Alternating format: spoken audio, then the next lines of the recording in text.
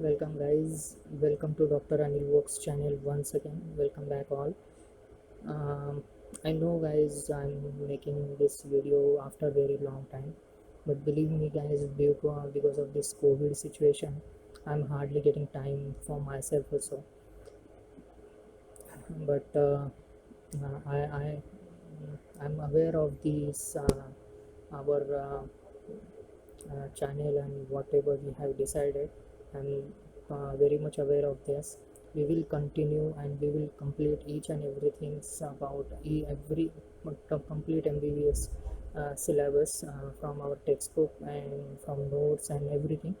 But before that, we need to complete our textbooks, right? Line by line, we should be repeatedly reading. And one more thing, I would like to tell you that, and I would like to thank you for all you all that I got messages from you, a lot of messages from you that when next video is coming and when will part two will come.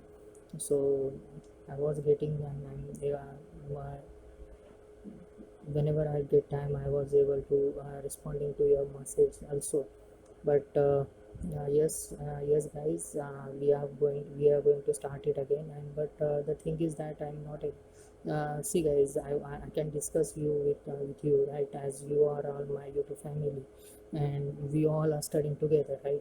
So yeah, see, for one video it takes around 4 to 5 hours for me to record, to develop, to edit, to upload, and etc. So all these things needs some time. So what I have decided that I'll keep the video short, and we'll do part 1, part 2, part 3, part 4, likewise I'll upload it so that the frequency will increase. The video frequency will get increased. And but the only thing is that it will comes in the packets, right? So not like before. Okay guys, so without wasting further times, we'll start with the chapter 16 of respiratory system. Part 1 we have already completed. We'll start with part 2, which is methylxanthines, right? Up to methylxanthines we have completed. So from methylxanthines will also be in the divided parts. So because we are going to make only around 30 minutes video, right? 25 to 30 minutes video, so that you will also not get bored, and you will also be able to uh, stick to the video for longer time, right? So okay guys, so welcome once again, welcome to Dr. Anil Books, easy way to study. So we are on our path. Let's start then. Okay guys, from methylxanthine, this methylxanthine will start with this. So theophylline, it contains three main compound methylxanthines, right? Which we will be studying. One, two, three. One is theophylline,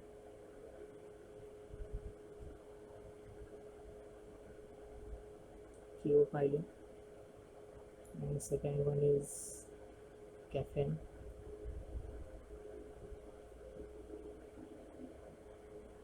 and third one is theobromine.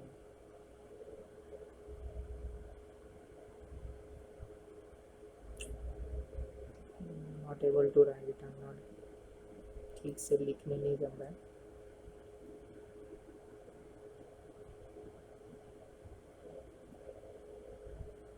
Anyway,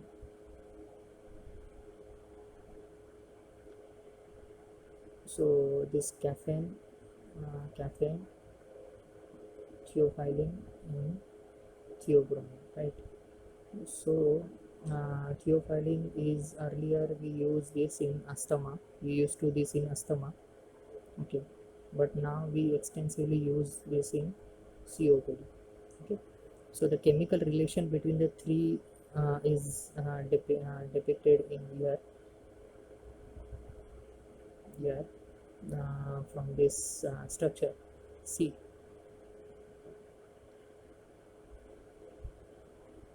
theophylline, theobromine, and caffeine.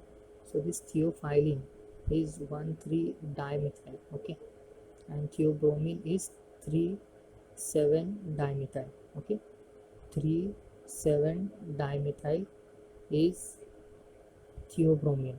Okay, 1,3 dimethyl is theophylline, and 137 137 trimethyl is caffeine. Okay, so this is caffeine. If you remove one methyl group from here 7, then it becomes a dimethyl xanthine, 1,3 dimethyl, and it becomes a theophylline. If you remove this methyl group, then it will becomes a theobromine, right? Got it? So remember this structure, they can ask you this structure also. Okay. Okay, so let's go further. So all, as you know, there's all these are the beverages, we can find this content in the beverages. So the source and the average alkaloid contents of the beverage is usually prepared by these three: Thea sinensis, Caffeia arabica, Theobroma cacao, and Cola acuminata. So Thea sinensis is nothing but the tea leaves. Coffea arabica is nothing but the coffee seeds. Theobroma cacao is the cocoa or chocolate, and Cola acuminata is the brew nuts. Okay. So Thea sinensis is what we get from that. We get caffeine, we get theophylline from this. How much amount is 50 mg as an average caffeine is you will get 1 mg in cup of tea theophylline you will get, and coffee arabica from which you will get 75 mg average from a cup of coffee, right? So theobroma cocoa from which you will get which is the chocolate and cocoa, so from which we will get a 1 theobromine, 200 mg of theobromine, and 4 mg of caffeine. And Cola acuminata, which is also known as the guru nuts, you get 30 mg in 200 ml of bottle of cola drink caffeine. Okay, you'll get caffeine from that. So all these three have quantitative similar action, but they are markedly quantitative, and pharmacological difference are there. Quality wise they are similar action, but their quantitative and the pharmacokinetic actions are the different. Okay, so which we will study here. So remember guys, this is the third one, this theobromine has no therapeutic importance. See, they have written here theobromine. Are you able to see this? See,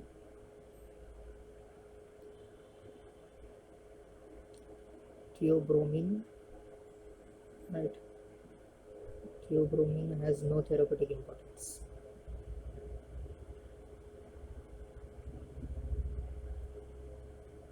Okay, theobromine is of no therapeutic importance. Okay, so hence we will study only caffeine, and we will study only theophylline.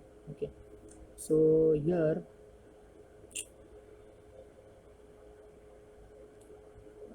the on CNS, on heart, on blood vessels, on bronchi, on kidney, on skeletal muscle, gastric mucosa, phosphodiesterase inhibition, and adenosine antagonism. So here we'll study on CNS, the caffeine has more stimulatory action compared to theophylline. Okay, and on in case of toxicity, CNS toxicity, caffeine is low toxic to CNS, but the theophylline is highly toxic to CNS compared to caffeine. Okay, and heart, on heart it has a stimulatory action. Theophylline has more compared to caffeine. On blood vessel it has a relaxation, means blood vessel get relaxed. So theophylline has more compared to caffeine. On bronchi it dilatory action, it dilates the bronchi. Theophylline dilates more compared to 3 times more compared to caffeine. Okay, and in kidney diuresis is there, so theophylline is more double action than caffeine. Okay, on skeletal muscle increase contractility, in this case caffeine is more potent than theophylline.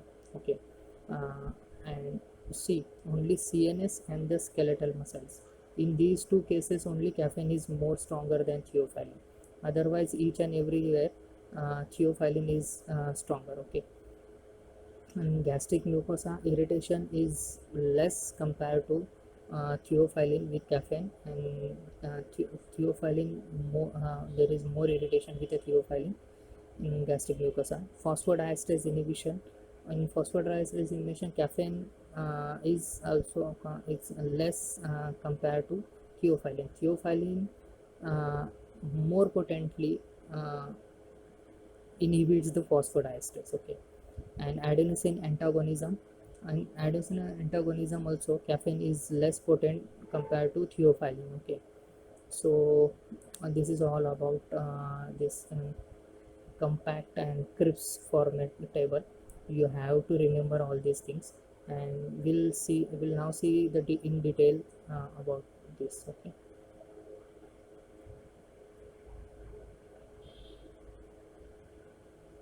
so pharmacological action on CNS, the caffeine and the theophylline are CNS stimulants and primarily affects the higher centers. Okay, so 150 to 200 250 mg produces a sense of well-being, alertness, beats, boredom, allays, fatigue. Thinking becomes clearer even when the dullness has tended to prevail after a sustained intellectual effort. So it tends to improve the performance and increase the motor activity. So caffeine is more active than theophylline in producing these effects. However, so higher doses causes nervousness, restlessness, panic, and insomnia and the excitement.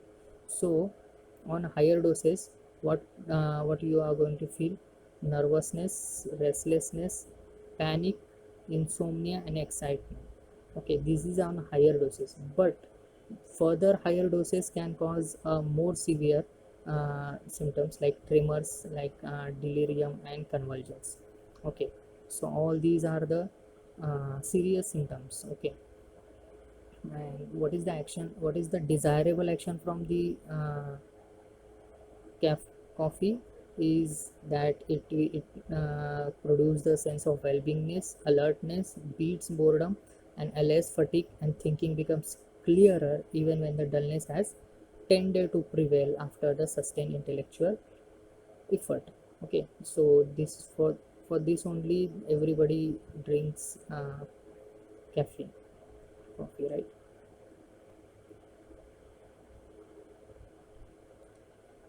So now going further, theophylline has greater propensity to produce these adverse effects at higher doses and is definitely more toxic than the caffeine, of course. So these alkaloids also stimulates the medullary,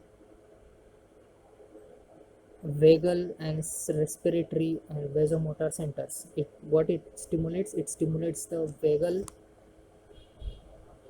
it stimulates the respiratory, it stimulates the vasomotor center. Okay, so vomiting at high doses is due to both gastric irritation and CTZ stimulation. So remember this line. Okay, it stimulates vagal, it stimulates respiratory, it stimulates vasomotor center. Okay, medullary vagal. And vomiting at higher dose is because of CTZ stimulation and gastric irritation. Okay, so this is the reason.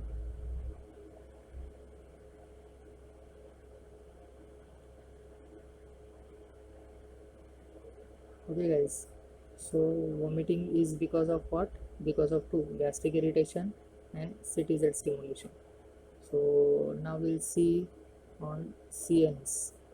So on, sorry, on CVS. On CVS, it has a lot of effect that methylxanthine directly stimulates the heart and increases the force of myocardial contraction. Okay, what it will do, it will stimulates the heart and it will increase the force of myocardial contraction. Okay, so they tend to increase the heart rate. Of course, stimulate means what? It will increase the heart rate by cardiac action, but decrease it by causing vagal stimulations. As you know, this is also a stimulatory action on vagal, so the heart rate can be decreased with this, but it has stimulatory action on heart on SA node. So it will increase heart rate also. So the net effect is variable, right? So the tachycardia is more common with theophylline compared to caffeine, but the caffeine generally lowers the heart rate. But in general, what we see, it lowers the heart rate, and cardiac output and the cardiac work are increased, but cardiac output and cardiac work is increase. At high doses, the cardiac arrhythmia can be produced. So at high doses, okay. So how much high? So if you consume more than 9 cups of coffee per day, so it is associated with the cardiac arrhythmia. It is associated with a moderate ingestion. It is associated with the cardiac arrhythmia. Okay, but if you ingest a caffeine up to 5 mg per day, okay, and does not increase that, does not exceeds that limit, so it will not increase the frequency on severity of a cardiac arrhythmia, even in the patient of ISD and in pre-existing ventricular extrasystole patients. Okay, so uh, I hope you all are getting this. Okay, so in methylxanthine, especially the theophylline, of course on blood vessel it will dilate the blood vessel, right? It will dilate the blood vessel, right, including coronaries. Coronary blood vessels are also get dilated by methylxanthines. Okay, so peripheral resistance will get decreased. Of course peripheral resistance will get decreased, and but it has a contra, means it has opposite action on the cranial vessel. It will not dilate the cranial vessels, it will constrict the cranial vessels. Okay, so this can be the MCQ, guys. This can be the MCQ. Okay, so remember, this can be the MCQ.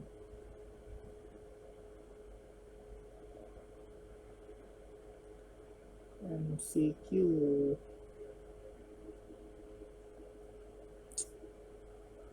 The,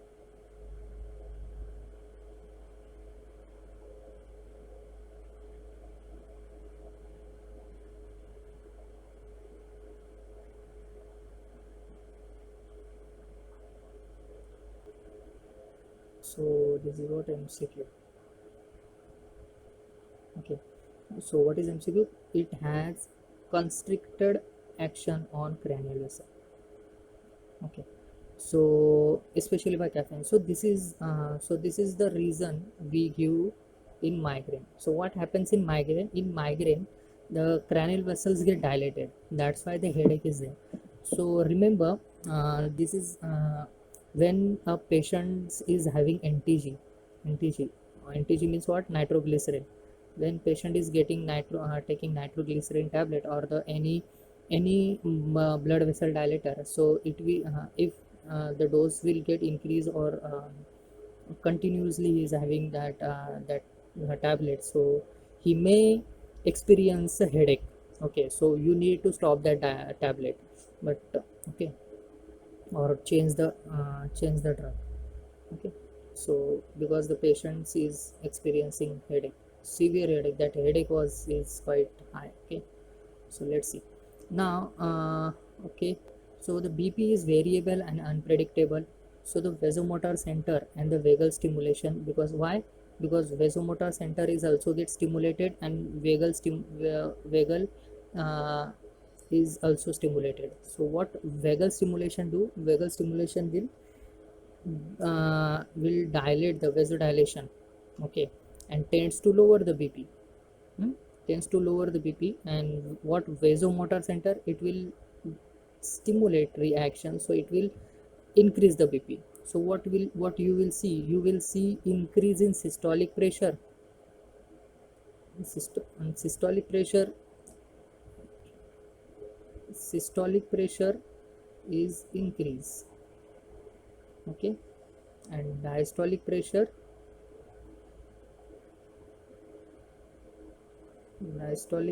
is decrease.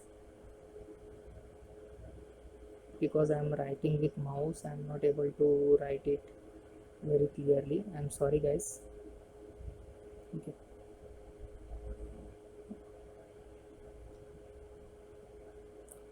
so usually the rise in systolic and fall in diastolic is observed. So this can be the MCQ. Okay guys, this can be the MCQ. This can be the MCQ. So going for the smooth muscle, all the smooth muscles are relaxed and most prominent effect is exerted on the bronchi, especially in the asthmatics. Of course, it will relax the smooth muscles of the bronchi, right? It will relax the smooth muscle of bronchi, and it will so decrease the. Okay, so theophylline is a more potent than the caffeine in this action. So the slow and sustained dose related bronchodilation is produced, but the effect is much less. Slow and sustained dose related bronchodilation is produced, and we need this only, but we don't want like this, right? And this we want what? Slow and sustained.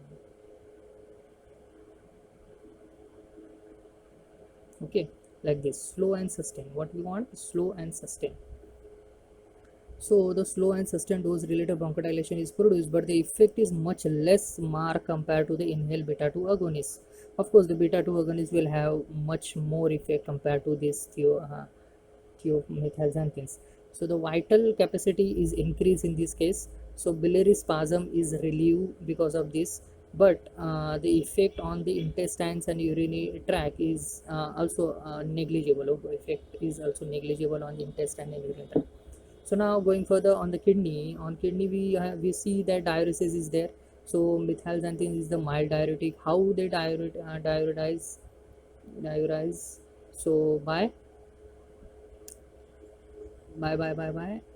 so reabsorption of sodium, and it inhibits the, don't forget, it inhibits the reabsorption of sodium and water from the tubule. Tubular reabsorption of sodium and water gets decreased, and as well as the renal blood flow will get increased. So as well as the glomerular filtrate rate is also increased. So theophylline is more potent in this case compared to caffeine. Now we'll see about the skeletal muscle. Caffeine enhances the contractility power of the skeletal muscle. At high concentration, it increases the release of calcium 2 plus from sarcoplasmic reticulum by direct action. So you can see this in NM junction on how that muscle contractility occurs from the physiology video. We have made that video, I think. So if we so just go and see that. If you have not made, we'll definitely made on that. Okay, I think I have made. Okay, so caffeine enhance the contractility power of the skeletal muscles. At what it do, it will release the calcium from sarcoplasmic reticulum. What is sarcoplasmic reticulum? Tell me in the comment section. Okay, and what is the function of sarcoplasmic reticulum? Okay, this is your homework wise. Okay, so tell me in the comment section. So at low doses, twitch responses to nerve stimulation is augmented. Okay, while at a high doses there is a contracture. Okay, so of course it is also a dose related action. In addition, the caffeine facilitates the neuromuscular NM transmission by increasing the acetylcholine release. It also caffeine will add that this action by it releases the acetylcholine. So this is the reason why the caffeine has more potent action on the skeletal muscle in case of contractility compared to theophylline. Why? Because theophylline will only do this, but the caffeine will also release the acetylcholine. Okay, so it's the central action. Its central action relieves the fatigue and increase muscular work. Enhanced diaphragmatic contractility is also diaphragmatic contractility also noted. So you all know that diaphragm is accessory muscles is necessary for the breathing, right? So if the diaphragm is contracting very well, so the patient will get some sort of relief or some sort of help in the breathing. So with the theophylline in the therapeutic therapeutic concentration. So the range probably contributes to its beneficial effects in dyspnea and in COPD, of course, right? So on stomach, methylxanthine enhance the secretions of acid and pepsin in the stomach, even on the parental injection. Okay, what it will do, it will enhance the pepsin and acid secretion. So these are also gastric irritants. Of course, these are gastric irritants. That's why the theophylline is more gastric irritant compared to caffeine. Okay, so now we'll see the metabolism. In metabolism, the caffeine, to a smaller extent, theophylline increase the basic metabolic rate, and plasma-free fatty acid levels are raised. So release of endogenous catecholamines appears to be the partly responsible for this. What is this? Caffeine, and to a smaller extent, the theophylline. What it will do? It will increase the basic metabolism, and plasma free fatty acids levels are also rise. So plasma free fatty acids levels are also rise. Guys, keep this in mind. Okay, free fatty acids also level is also getting rise in case of this, after this. So release of endogenous. So tell me in the comment section, or what is the significance of this free fatty acid level increase in plasma, what it will do. Okay, so release of endogenous, this is the question. Okay, so catecholamines appears to be partly responsible for these effects. Now the mast cells and the inflammatory cells, so theophylline decreases the release of histamine and other mediators from the mast cell and activated the inflammatory cells. It, what it will do, it will decrease the release of histamine and other mediators from mast cell and activated inflammatory cells. So from inflammatory cells, it will not release the histamines and the mast cells, so histamines and the other mediators. So this may contribute to therapeutic effect of in the bronchial asthma. Okay, okay guys, then this is all for today. The video is getting quite longer. It is already 27 minutes since we have started. So we'll see this mechanism of action in next video, and how it will act on the our body. Each and everything we'll see in the detail and with in explanatory format. So okay guys, so tell me. Okay guys, this is Dr. Anil Vokes, easy way to study, signing off. And do tell me guys, what you feel that should I continue with these small videos of 15 to 30 minutes. I'll keep it like this, so more frequently I will be able to download, and the consistency will be there. Okay, so once I'll get more times, means more free time, so I'll again start lengthy videos. Okay, whatever you things, just let me know in the comment section, and tell me that how is today and what you all understand. And we'll see the mechanism of action and the further information around about methylxanthines in next video. Okay guys, so thank you. Do subscribe to Dr. Anil Vokes if it is helping in your study, and do share with your colleagues, do share with your study mates, do share with your doctors. Okay, thank you. It as you all know that it will increase my confidence level, or it will give me some sort of strength to or motivate me to do more and more and videos very regular basis. Thank you guys. Good day, stay home, stay healthy.